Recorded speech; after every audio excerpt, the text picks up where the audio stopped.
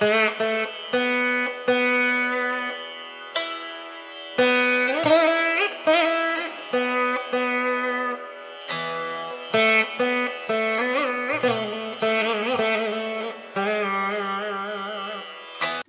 జరుగుతున్నది కార్తీక మాసం కదా స్వామి. మీరెప్పుడు పూజ అంటే మాకెప్పుడు మీరు కొద్ది సంవత్సరాల నుంచి మీ ద్వారా మేము తెలుసుకున్నది ఏంటంటే గౌరవం. ఒక వ్యక్తిని ఎలా గౌరవించాలో దాన్ని మనం తెలుసుకొని గౌరవించడమే పూజ అని మీరు చెప్తారు. దానికి సంబంధించి మీరెప్పుడూ కూడా ఆ హింసని ఎప్పుడూ ప్రోత్సహించలేదు. ఆఖరికి సత్యనారాయణమూర్తి వ్రతంలో చెట్లు ఏవైతే ఉంటాయో అరటి చెట్లు పెట్టడానికి కూడా మీరు ఒప్పుకోరు. అయితే దాన్ని కూడా దేనికి ఇవ్వవలసిన గౌరవాన్ని పూజ అని మీరు మాకు నేర్పుతూనే ఉన్నారు. స్వామీజీ ఇలా చెప్తున్నారని చెప్పి. అయితే ఇప్పుడు కార్తీక మాసం కదా స్వామీజీ. ఈ దీప ప్రజ్వలన చేస్తూ ఉంటారు నదీ ప్రవాహాల్లో. దానికి సంబంధించి చిన్న సందేశాన్ని ఇవ్వవలసిందిగా కోరుతున్నాను స్వామి. కార్తీక మాసం అంటూ ఏదో కాలగణనము, కాలము ప్రవాహము, దానిని గణనము చేయుట అవసరము. ఎందుకంటే మనం కాల ప్రవాహంలో జీవిస్తూ ఉంటాము. పొగలు రాత్రి అనే భేదాన్ని భగవంతుడు సృష్టించినాడు. భూమి సూర్యుడి చుట్టూ తిరుగుతున్న కారణంగా మనకు అటువంటి భేదము అనుభవానికి వస్తోంది.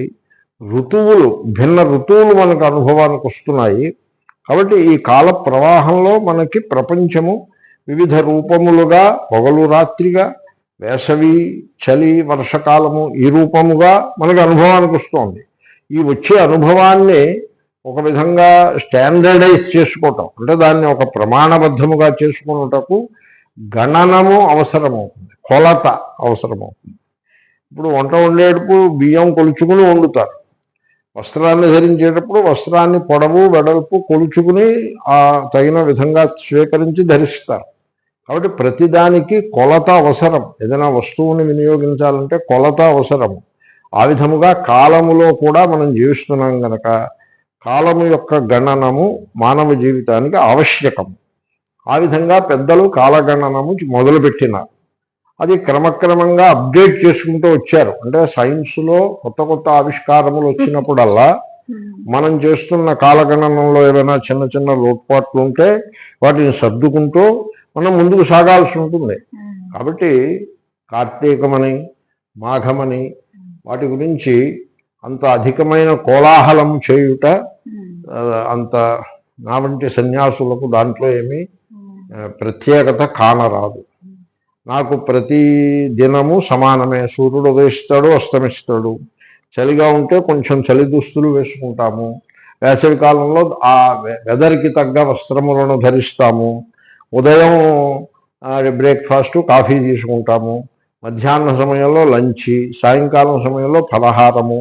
ఈ విధంగా కాలానుగుణముగా దేహయాత్రను కొనసాగించుటే తప్ప దేహయాత్రను మించి కాలమునకు వైశిష్ట్యమేమున్నది? ఆత్మస్వరూపమునందు కాలము లేనే లేదు. ఆత్మ అకాల.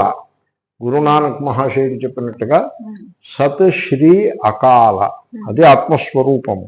స్వరూపంలో కాలం ఉండదు. దేహయాత్ర ఎందు భాగముగా కాలం ఉంటుంది. ఆ మేరకు కాలగణనమును మనము స్వీకరిస్తాము అంతే. అయితే పురాణ సాహిత్యంలో కాలమే సర్వము అన్నట్లుగా ఆత్మస్వరూపమును పక్కన పెట్టి పరిచ్ఛిన్నమైన దేహాభిమానంతో కూడిన అహంకారమునే ఆత్మగా స్వీకరించి ఏవేవో పుణ్యకర్మలను చేసి పుణ్యమును ఆర్జించవలెను అనే ఒక లక్ష్యాన్ని పెట్టుకుని మనిషి కర్తయ్యై భోక్తయ్యై ఈశ్వరుని ఆరాధనలను అనేక రూపాల్లో చేస్తూ ఉంటాడు.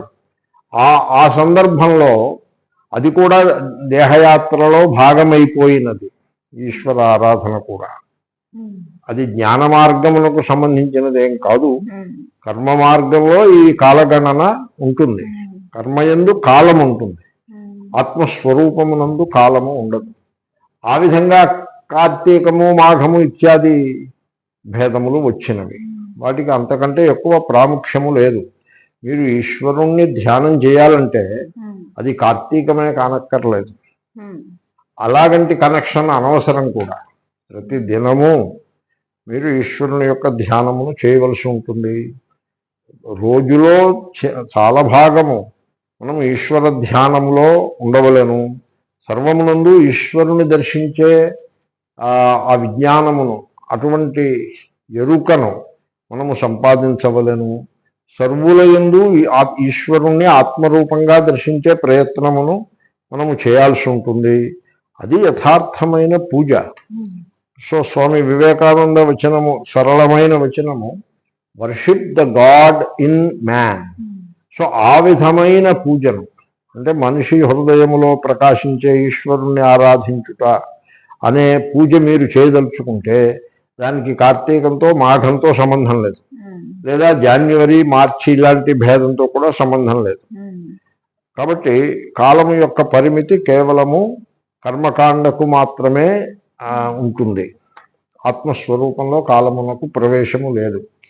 ఇక దేవుడి వద్ద ఉదయమే దీపము పెట్టుట, ఉదయించే సూర్యునకు నమస్కరించుట, గాయత్రీ మంత్రమును ప్రేమతో ఉచ్చరించుట, అర్ఘ్యమును ఇచ్చుట, ఇవన్నీ నిత్యకర్మలు. ఈ నిత్యకర్మలను మానవ మాతృడు లింగ వర్ణ వర్గ ప్రాంత ఇత్యాది వివక్షలతో సంబంధం లేకుండా మానవ మాతృడు చేయదగిన నిత్యకర్మలు. వీటిల్లో మళ్ళీ జెండర్, పురుష స్త్రీ భేదమును, బ్రాహ్మణ క్షత్రియ ఇత్యాది వర్ణభేదమును, కులభేదమును పెట్టి వాటిని కలుషితము చేయుట అనే దోషము మన హిందూ సమాజంలో వచ్చినది. కాబట్టి ఇవి మానవ మాతృలు చేయదగిన నిత్యకర్మలు. అదొకటి గమనించాలి. తర్వాత దీపము పెట్టుట అంటే ఒక దీపం పెడితే సరిపడుతుంది. దీపం ఒక్కటే, మీరు 1,00,000 దీపాలు వెలిగించినా దీపము ఒక్కటే. కాబట్టి ఊరికే మీ దగ్గర డబ్బులు ఉన్నాయి కనుక, మార్కెట్లో ఆయిల్ ఉంది కనుక ఆయిల్ని కొనుక్కొచ్చి 10 దీపాలు పెడతాం, 50 దీపాలు పెడతాం, 100 దీపాలు పెడతాము. అధికస్య అధికం ఫలం అనే ఒక అయోగ్యమైన విశ్వాసాన్ని పట్టుకుని ఆ విధంగా పెద్ద సంఖ్యలో దీపాలను వెలిగించటం. అలాగే పువ్వులను, ఎంత ఎక్కువ పువ్వులను దేవుడి మీద పోస్తే అంత పుణ్యము అనే ఒక విడ్డూరమైన విశ్వాసంలో పయనిస్తూ ఉండడము, ఇవన్నీ కూడా ప్రకృతి నియమములకు, శాస్త్ర బోధలకు మోరార్లెస్ విరుద్ధంగా ఉన్నాయని చెప్పక తప్పదు. తర్వాత దేవుణ్ణి అర్చించుట అనే పేరుతో ఇతర ప్రాణులకు హింసను కలిగించుట, అది దేవుని ఆరాధన అవదు, దేవుని ఎడల ద్రోహం అవుతుంది. కాబట్టి ఇతర ప్రాణులకు హింస చేస్తూ ఆ హింస పూజలో భాగముగానున్నది అని భావన చేయుట, అది యోగ్యమైనటువంటి ఆరాధనా పద్ధతి కాదు. చెట్టు చేమలు కూడా ప్రాణము గలవియే, వాటి యందు కూడా ప్రాణము గలదు, వాటి యందు కూడా చైతన్యము గలదు. ప్రాణశక్తియే కాక విజ్ఞాన శక్తి కూడా గలదు. అంటే మీ యందు నా యందు ఏ ప్రాణశక్తి విజ్ఞాన శక్తి గలవో అవే శక్తులు తక్కువ ఎక్కువ మోతాదులలో సకల ప్రాణులలో మాత్రమే గాక చెట్టు చేమల యందు కూడా గలవు. కాబట్టి చెట్టు యొక్క పువ్వులను, ఆకులను, కొమ్మలను త్రుంచి దాన్ని దేవుడికి సమర్పించటము అనే ఈ అలవాటు, ఇది ఆధునిక కాలంలో పురాణ మతంలో వచ్చినదియే తప్ప వైదిక మతంలో ఉన్నట్టుగా నాకు అనిపించదు. ఒకవేళ ఉన్నా హింస కదా అది.